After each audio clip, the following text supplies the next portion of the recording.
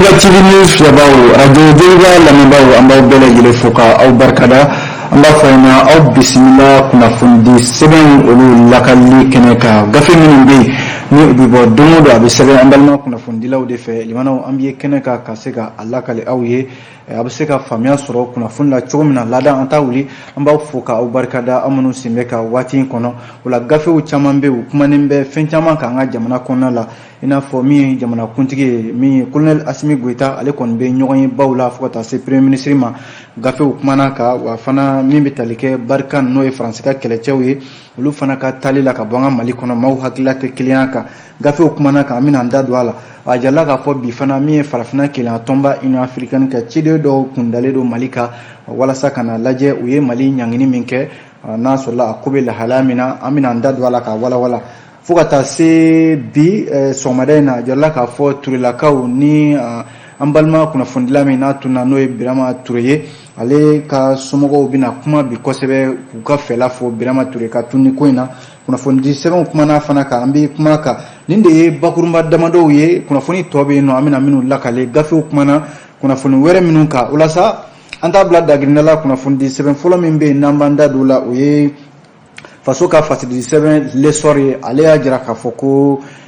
kuluba no ye fama daga yoro yere ajorla ka fo jamana kuntigi ni oye colonel Assimi Goïta ye jamana marabale de bolo bi chamanje fanga hukum konna la limana maminu be ni olu ye nyenatige oye makorobaw ajorla ka fo olu bismillah colonel Assimi Goïta fe limana bismillah inte doreka kuka seka udadu faso kumala sabu bamanon kote ko makoro o kan warashu nyama wala sa ni jatemine ke wa makoro fana ode be fenfin jennedo colonel Assimi Goïta be fe maminu be ni olu ni ushi janfara kosebe limana ka seka usendo jamana kumala kwa seka ufela fo ni fen febe ke jamana konala akuma kana fo uko awde la sa kunungo yere kuluba akira sigi bismillah do sinfe bismillah mi na kira ministri nyana mimbe anga kena ko kuna madame Jaminatou Sangare mi sigin senfe uka jekuluba yere ni oye conseil des personnes âgées o nyamaba Dairu Diallo ale nyefol doke kajira jamana kuntigila kafo ukoni sigi kenga ulu bilama limana shi janfaranga gelado be uluka odobe talike mi shi janfale yere limana kenya ko ani uyeru kala halaw hake minun kanga di uma makorbaw da dunanina oye Dairu Diallo ka kumai aya jira ka fo fana Dairu Diallo halsa ko niye o jatemine takalaje minye bureau exécutif du conseil des personnes âgées limana olu magobe yoro kenekerenela wala sa uka hakeu anuka furakelu akira fenfen banaba ngafo makorobaw limana minu si janfara uka hakeu biseka topoto yoro minuna o yoro kasika dla uye uya jira ka fofana ko sigido be noye assise doye mali konnala yanno o kuma kun fora kabisa amba fla ani tan ani wolon fla onga limana Dairu Diallo ko dossier be bolulanga halisisan baratika sega kenaye nindi kira la ini damado yi mi jamana konnala jakulu bamimbe makorbaw togola uka la inina uni Assimi Goïta aka sigi senfe limana fasiri de sebe kelen le sor ajirala ka fo minye amsunem oye kalandeun ka jekulu koro mimbe ni ajirala ka fo ayem makorodo olu farla nyonka ka jekulu mi sigi no amsunem limana union ngafo amical des militants et sympathisants de l'Union nationale des élèves étudiants du Mali limana AMS UNEM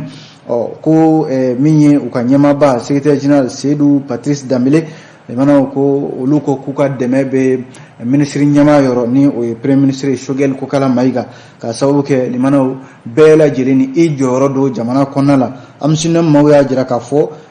yoro Choguel ale kele ko ku bismillah ako bara belebele ba minun be ni o kemega fanga rebe fanga bulu balabi fanga kanga ihakli tola ku kefu ga se adana o lakana o yeleman ba minun bulu daledo jamana kono o yefana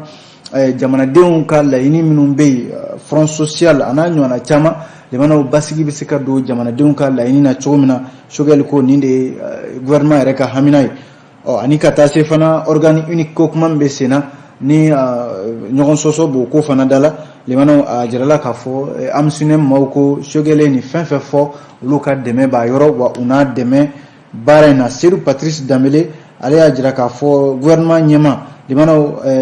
ko sigi dɔ bɛna kɛ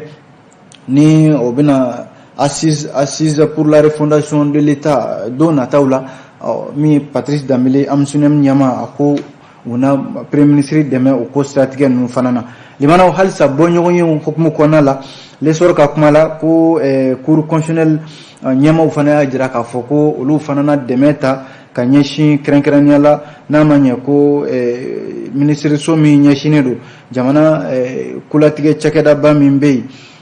ni o ye refondation de l'État ye o yɔrɔ i mana refondation fɔ ka ban limanaw i bi hakili bɛ jigin cour constitutionnel de la ni jamana bɛ dilan ko kura limanaw an ka sariya sunba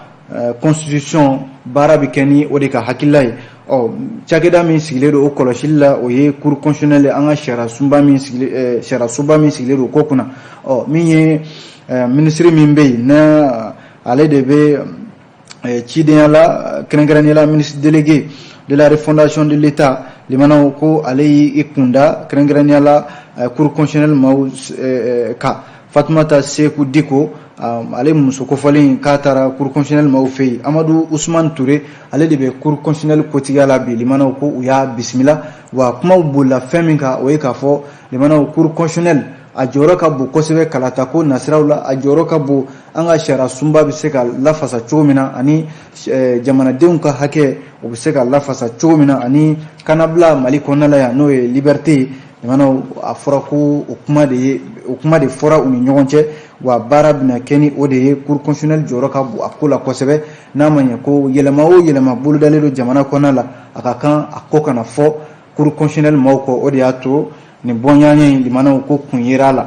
kuma filɛ nin ye fasidi sɛbɛn minnu kama ko l'essor an y'a bɔ ale de kɔnɔ sɔgɔmada in na n'an tora fasidi sɛbɛnw lakali la min ye les échos ye les échos welewele ale y'a jira k'a fɔ kɛlɛcɛ minnu bɛ yen ni limanaw a jala k'a fɔ faransi ka kɛlɛcɛw b'a kɔnɔ nanzaraw ka kɛlɛcɛw bɛɛ lajɛlen de bɛna fara ɲɔgɔn kan ka na Mali kɔnɔna la yan a bɛ fɔ min ma ko takuba takuba in limanaw ko min ye Norvège ka kɛlɛcɛw k'olu kun dalen don an ka jamana ka sɔɔni yɛrɛ u kan ka na baara yɛrɛ daminɛ a tɛna mɛn o la sa Norvège nazara jamana don limanaw u ka kɛlɛcɛw minnu ni u yɛrɛ y'u kandi k'a fɔ ko u bɛna ye min ye takuba kɔnɔna la takuba tɛ dɔwɛrɛ ye o limanaw min bɛ tali kɛ faransi ka laɲini dɔ bi ni jɛkuluba in kɛlɛcɛ minnu bɛ yen jamana kelen tɛ a jamanaw ka ca kosɛbɛ o la sa a jarala k'a fɔ faransi b'a la Belgique b'a la l'Estonie b'a la Italie b'a la Pays-Bas b'a la République tchèque o b'a la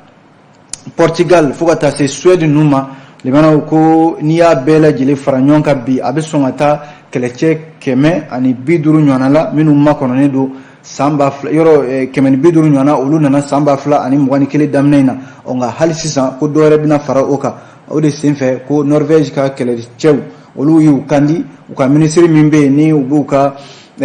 armée kunna défense limanaw ale de ye nin kuma fɔ a y'a sɛmɛntiya k'a fɔ ko aya min ye Norvège ka kɛlɛdenw ye limanaw k'u nana Mali kɔnɔna la dɔwɛrɛ tɛ Sahel kɔnɔna ninnu ka se k'u fanga fara ɲɔgɔn kan walasa u bɛ se ka bamanciya wale kɛlɛ cogo min na limanaw kibaruya in dilen a na kɛ siga t'a la fiyewu ko nin na faransi jamanakuntigi Emmanuel Macron a nisɔndiya kosɛbɛ sabu ale de ka laɲini ye nin ye min ye takuba kɛlɛcɛw ye bɛɛ bɛ se ka i sen don a la faransi ka taa se nanzara jamana tɔw ma walasa Sahel min ye nin ye limanaw Sahel n'a a bamacimaw cayara a kɛnɛ kan ni bamacimaw ka walejuguw k'a bɛ wara limanaw ko min ye nanzara jamanaw ye olu tɛna kisi a tɔɔrɔ ma o de y'a to nanzara jamanaw wulilen don bi ni kɛlɛcɛkulu in n'o ye takuba ye ka fanga don a la walasa limanaw olu yɛrɛ bɛ se ka kisi cogo min na ale fasiridi sɛbɛn kelen limanaw ko malidenw bɛ yen bɛɛ lajɛlen bɛ ka i fɛla fɔ bi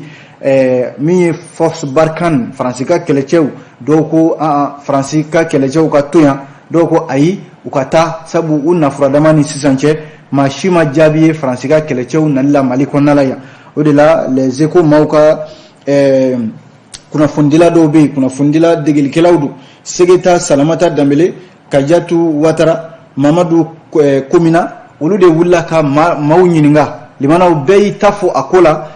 Fatumata Pujugu ale ye ɲininikɛla ye ale ko n'i ye tiɲɛ yɛrɛ lajɛ Faransi nafuradama ni sisan cɛ limanaw k'ale ye fɛn min ye Faransi kɛmɛ ka i bugun anw ka dugu jukɔrɔ nafolow de kan a bɛ k'o bɔ sanga ani waati bɛɛ lajɛlen limanaw ko k'a sɔrɔ dun anw ka jamana bɛ gɛlɛya kɔnɔ ala ye diɲɛ don o da dɔ de bɛ fara an ka gɛlɛya kan min ye Sumaila Ongoyiba ye ale ye jagokɛla ye limanaw ale ko Mali armée sera sa an ka faama olu k'u jɔ u jɔyɔrɔ la baara min kalifara u la baara in u k'a jira diɲɛ mana k'a fɔ u bɛ se ka Mali bɔ bolo la o kɛra ale ka kuma ye Isa Dominique Sako ale bɛ maaw layɛlɛ u ko min ma comédien ale ka kuma la ale ko bi Faransi ka yeli Mali kɔnɔna la yan limanaw ko n'i y'a ye Faransi bi yan anw bɛ ka tanamako kuma fɛ sugu bɛɛ lajɛlen ta k'u sɛgɛrɛ a k'u mana u yɛrɛ ma dɛ an yɛrɛ de y'u wele o de kɛra sababu ye u bɛ an ka jamana kan yan bi tiɲɛ don ni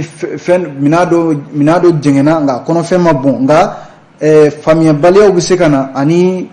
baara dɔw bolodara olu ma se ka kɛ nka o man ka kɛ fiyewu ko an kɔkɔ da Faransi la k'a kɛ i n'a fɔ Faransi ye anw jugu wɛrɛ ye limanaw ko nka k'a sɔrɔ du Faransi ni anw n'i y'a lajɛ jamana fila in Mali ni Faransi terimaw don a mɛnna o ye Isa Dominique Sako ale ka kuma ye Alassane Maïga ale ye kalanden ye limanaw a y'a jira k'a fɔ min ye kɛlɛcɛ ninnu ye Faransi ka kɛlɛcɛw Mali kɔnɔna la yan bi limanaw ko kɛrɛnkɛrɛnnenya la Barkhane limanaw ko Barkhane de bɛ anw ni jadisiw cɛ ni Barkhane i kɔdon bi ka bɔ anw ni jadisiw cɛ limanaw k'a bɛ fɔ an b'a fɔ ko a ma bɛn walasa min ye Alassane Maïga ye kalanden don a ko ale ɲɛ bɛ ko in na cogo min na limanaw ko in tɛ se ka kɛ ni dusu ye a tɛ se ka kɛ ni kumaw ye fo bɛnkan Barkhane bi yan hukumu dɔ de kɔnɔ wa an kan k'o hukumu in de labato wa u bi yan limanaw olu de kɛmɛ ka jadisiw jatigɛ bi k'a sɔrɔ dun u bɛ u ka waleyaw fɛɛrɛ b'u bolo sanga ni waati bɛɛ lajɛlen ni Faransi ka kɛlɛcɛw tun tɛ limanaw ko san b'a sɔrɔ jadisiw sago bɛ Mali la o kɛra Alassane Maïga ka kuma ye limanaw min ye Madame Jara Aïssata Dambele ale ye feerekɛla ye ale ko tiɲɛ yɛrɛ la ale kɔni Faransi yeli yɛrɛ Mali kɔnɔ o t'ale fɛla ye fiyewu Faransɛ minnu bɛ Mali kɔnɔna la yan ni o ye Faransi ka kɛlɛcɛw ye limanaw ko u nana dɔ de fara Mali gɛlɛya kan k'a sɔrɔ dun malidenw yɛrɛ dama bɛ se ka sigi ka kuma ko munna an tɛ se ka sigi an yɛrɛ dama ni ɲɔgɔn cɛ ka kuma falen an ka ɲɔgɔn faamu fo maa wɛrɛ ka na anw ka baara kɛ an yɛrɛ nɔ na k'a kun cɛ maa laban min n'ale kumana ECHO kɔnɔ bi limanaw o ye Fanta Jara ye ale ye lakɔli karamɔgɔ ye limanaw a ko maliden caman bɛ yen minnu bɛ yen n'u bɛ jamana kɔnɔna la u bɛ yɔrɔw la minnu yɔrɔ ka jan kosɛbɛ ko min ye Faransi ka kɛlɛcɛ ninnu ye Barkhane limanaw ko Barkhane bɛ ka seko kɛ bi u bɛ k'u seko kɛ u bɛ ka fɛn bɛɛ lajɛlen kɛ walasa Mali dugukolo bɛ se ka lakana cogo min na nka lakana ko limanaw maa tɛ se k'a fɔ ko lakana ko de bɛ se ka kɛ fɛn ye maaw bɛ se k'u sago sɔrɔ a la i n'a fɔ a kuma bɛ ka fɔ don o don cogo min na n'o tɛ ko Faransi b'a seko la dɛ u bɛ ka fɛn bɛɛ kɛ walasa an ka dugukolo in a bɛ se ka lakana cogo min na ko Faransi ni Mali limanaw dɔ fɔ la n'i y'a lajɛ an ni Faransi ni Mali an bɛɛ ka laɲiniw ye kelen ye o de la min ye Fanta Jara ye ale y'a jira k'a fɔ bi walasa an jamana fila in bɛɛ bɛ se k'i ka hakɛ sɔrɔ bɛɛ bɛ se k'i ka nafa sɔrɔ cogo min na a ka kan jamana fila in ka tɛgɛ di ɲɔgɔn ma de kɛ ɲɔgɔn faamuya ka na kow la limanaw nin de ye kumaw ye fasiri min ni u k'a ma ko les échos welewele an y'a bɔ ale de kɔnɔ bi n'an bɔra ECHO kɔnɔ an bɛ don indépendant kɔnɔna la limanaw indépendant y'a jira k'a fɔ a ka daɲɛ fɔlɔ yɛrɛ la yɔrɔ farafinna kelenya tɔnba Union africaine a fɔra coup d'état kɛra Mali la yan nɔ min ye mai kalo tile 24 tɛmɛnen o kɛra sababu ye Union africaine jɛkulu caman diɲɛ ɲɛfɛ olu ye anw dulon ko aya an sen tɛ u ka jɛrɛ foyi la an tɛ se ka ye u ka jɛrɛ foyi kɛnɛ kan limanaw o de sen fɛ sa a jala k'a fɔ min ye ciden kɛrɛnkɛrɛnnen dɔ ye min bɛ conseil de paix et de sécurité bɛn ani lakana ko la farafinna kelenya tɔnba ko u kun bɛ Mali kan walasa ka na lajɛ u ye a bila yɔrɔ min na n'a sɔrɔla ladilikan minnu fɔra n'a sɔrɔla an bɛ ka baara kɛ ni a ye wala sa délégation ba min filɛ ni o bɛ union africaine tɔgɔ la ko u sera yan kunungo araba yɛrɛ Bamako yan nɔ min bɛnna juillet kalo tile 14 u ɲɛma Victor Adekele ale ye ambassadeur ye union africaine min sigilen don Nigeria limanaw ale de bɛ jɛkulu ɲɛma dɔwɛrɛ tɛ Mali guloni min kɛra u fɛ k'a fɔ an sen tɛ u ka jɛrɛ ninnu foyi la fo an ka kalata jɛlen kɛ walima an ye coup d'état min yɛrɛ kɛ mai kalo tile 25 tɛmɛnen in na limanaw ko ma bɛn u tɛ démocratie taabolo ye hakilila jiginna jɛkulu min ye nin ye ni u bɛ farafina kelenya tɔnba tɔgɔ la limanaw u ko u kun ye laɲini dɔw kɛ an ka jamana faamaw fɛ o ye k'a fɔ ko finitigiw u ka jɔyɔrɔ tɛ politiki kɛnɛ u ka jɔyɔrɔ ye u ka segi kan kɔnɔna la u ka taa lakana boloda walasa jamana bɛ se ka lakana cogo min na walasa u n'a a ɲɔgɔnna caman min ye union africaine ye o kun ye o laɲiniw kɛ ani bɛnkun kɛra sira dɔw kan Mali ni union africaine ni ɲɔgɔn cɛ o bɛnkan ninnu limanaw n'o de ye ka fanga segi jamanadenw ma minnu tɛ finitigiw ye n'o ye civiliw ye limanaw a jɔla k'a fɔ union africaine farafina kelenya tɔnba walasa u kɛlen don ka jagoya anw senbɔ u ka jɛrɛ ninnu na limanaw u taatɔ kun y'a fɔ fana ko min ye jamana ɲɛmaa kɔrɔ n'o ye Bandaw ye ani Moktar Wan limanaw ko olu minɛni k'u bila k'a sɔrɔ u t'u sagoya la o kun y'a ɲini ko olu fana ka bila nka limanaw halisa o ko kɔni ma se ka kɛ a jarala k'a fɔ ninnu ka nani Mali kɔnɔna la yan nɔ union africaine ka ciden ninnu ko u na CNT ɲɛmaaba u n'o na ɲɔgɔn ye u ni gouvernement ɲɛmaa na ɲɔgɔn ye u ni Mali dɛmɛbaaw minnu bɛ nafoloko dɛmɛ la ka ɲɛsin Mali ma u n'olu fana na ɲɔgɔn ye diinɛ ɲɛmaaw fo ka taa se fasoden jama ma jumadon u na kɛ u ka taama laban ye u ni jamanakuntigi colonel Assimi Goïta u n'o fana na ɲɔgɔn ye limanaw kunnafoni filɛ nin ye an ye nin bɔ fasidi sɛbɛn min kɔnɔ u k'a ma ko indépendant ale indépendant kelen in na limanaw conseil des ministres min kɛra kunu ministres ka laadala ɲɔgɔn ye a jarala k'a fɔ maa caman bɛ yen minnu ni olu ye jɔyɔrɔ kuraw sɔrɔ dɔw bɔra u jɔyɔrɔw la conseil des ministres minnu bɛ kɛ limanaw fana a kun y'o ye dɔw bɛ yen olu bɛ jɔyɔrɔ kuraw sɔrɔ dɔw bɛ wuli ka bɔ u jɔyɔrɔw la ko min kɛra kunungo araba ministres ka laadala ɲɔgɔn ye a jarala k'a fɔ limanaw ko maa caman bɛ yen olu kɔni olu ye jɔyɔrɔ kuraw sɔrɔ fasidi sɛbɛn l'indépendant ka fɔ la limanaw maaw hakili tora maa minnu ka sugandili la ka jɔyɔrɔ kuraw d'u ma o ye kɛrɛnkɛrɛnnenya la min ye ministre de la défense kɔrɔ n'o ye général Yamusa Kamara ani professeur Samba So limanaw ninnu sugandira ka bila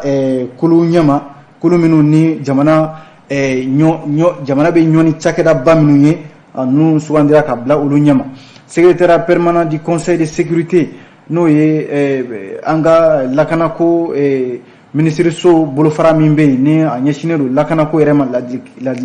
ladilikanw bɛ di yɔrɔ min na général de division Yamusa Kamara limanaw k'ale bilala o kunna a jarala k'a fɔ institut national de la santé publique n'o ye INSP ko professeur Samba Ousmane So limanaw ale bilala o yɔrɔ kofɔlen o fana kunna indépendant ka fɔ la maaw kɔni hakili tora limanaw ninnu ka sugandili la indépendant y'a jira k'a fɔ fana ko limanaw na an b'an kɔlɔsi ko Mali a bɛ sɔn ka Mali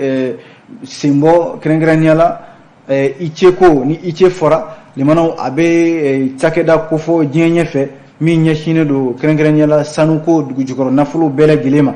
walasa fasoden jama ka jɛkulu min sigilen don kɛrɛnkɛrɛnnenya la IC ko la Mali kɔnɔna la yan nɔ olu ye kunnafonidilaw wele kunungo ka ɲɛfɔli kɛ ka lasɔmini kɛ ka jamana faamaw lasɔmi joona joona limanaw k'a dɔn k'a fɔ ko IC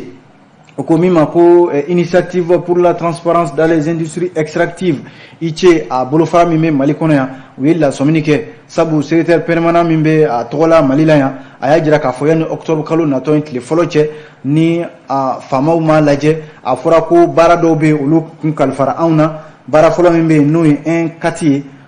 n'o o bɛ tali yɛrɛ kɛ limanaw n'a fɔra ko IC ko a kuma fɔra fɛn o fɛn ye sɛbɛnw ye fɛn o fɛn ye bɛnkanw ye o bɛnkan ninnu a ka kɛ kɛnɛka bɛnkanw ye an ma se ka o kɛ min ye IC ɲɛmaa bɛ Mali kɔnɔ n'o ye Abdul Wahab Jakite ale ka fɔ la bɛnkan fɔlɔ ni o ye jagoyalen don an kan an k'o kɛ o k'a ma ko DD limanaw Mali kun kan ka i janto fana sɛbɛn minnu bɛ d'an ma n'o ye licence ye n'o bɛ an yamaruya an ka pétrole ni gaziw bɔ an ka dugukolo jukɔrɔ limanaw ko o sɛbɛnw fana ka kɛ foroba sɛbɛn ye u ka bila kɛnɛ kan o baara fana ma se ka kɛ laɲini sabanan min jagoyalen don Mali ka bi a ka o waleya o ye 7-3 ye 7-3 in tɛ dɔwɛrɛ ye limanaw ko ni ye jateminɛ kɛ IC ko la a fɔra ko an bɛ to ka baara minnu kɛ dugu jukɔrɔ nafolo ko la gafe minnu bɛ bɔ a ko siratigɛ la n'o ye rapport ye limanaw o ka bɔ a bɔ waati la o fana ma kɛ a laban o ye bɛnkan ye u k'a ma ko 7-4 limanaw ko Mali bilama a baara dɔw bɛ yen an kun kan ka olu lawaleya yanni san 2021 cɛ yɔrɔ IC ko la dantigɛli kun kɛra waati tɛmɛnenw na kabi san 2016 k'a fɔ ka taa san 2011 na ka na bila san 2016 la limanaw ko Mali kun ye jɔyɔrɔbaw sɔrɔ nka limanaw ko bɛ ka taa cogo min na fo kana se bi la Abdul Wahab Jakite a ko n'an m'an janto an bɔra ka hakɛ minnu fɔ sisan Mali ma se ka si kɛ ka se a dan na an dun IC ka jɛrɛ minnu bolodalen don don nataw la n'an ma farati u ka an sen bɔ IC ko yɛrɛ la pepewu limanaw o ko de bɛ ɲɔgɔn da fɛ kuma in ye indépendant de y'a fɔ bi sɔgɔmada in na aw bonya bɛ a la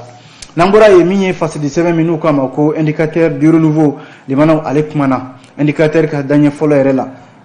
min ye Birama Ture ka kuma bi yan Birama Ture ale de ye kunnafondila ye min n'a tununa limanaw Birama Ture hali sisan a ka kibaruya ma dɔn limanaw kumaw cayalen don a ko la ko Birama Ture somɔw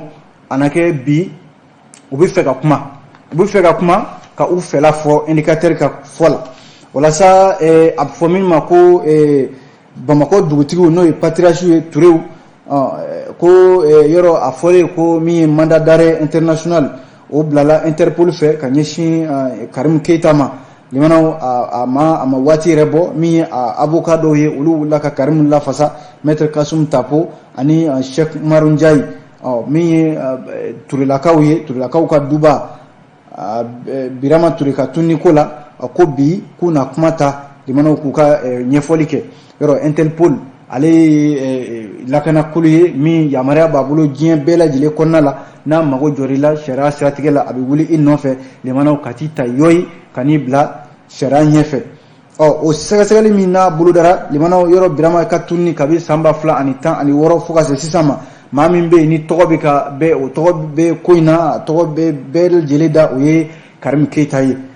limanaw maa min ya jalaki bɛɛ y'a ka kunnafoni sɛbɛn min n'o kama Sphinx o ɲɛmaaba Adama Darame waati Adama Darame kun ye maa dɔw yɛrɛ tɔgɔ fɔ i n'a fɔ Cheikh Umaru Ndiaye nka Cheikh Umaru Ndiaye bɔra k'a ɲɛfɔli kɛ k'a fɔ ko min fɔra Adama Darame fɛ tiɲɛ t'a la min ye avocat ninnu ye i n'a fɔ maître Kasum Tapo ale yɛrɛ ye ko Karim Keita limanaw jalaki min bennen don a kan ko jalaki ninnu a jo kisɛ kelen k'a fɔ jalaki min bennen don a kan limanaw ko a jo bɛ a la bi wa fɛn fɛn fɔlen don a ma limanaw tiɲɛ tɛ a si la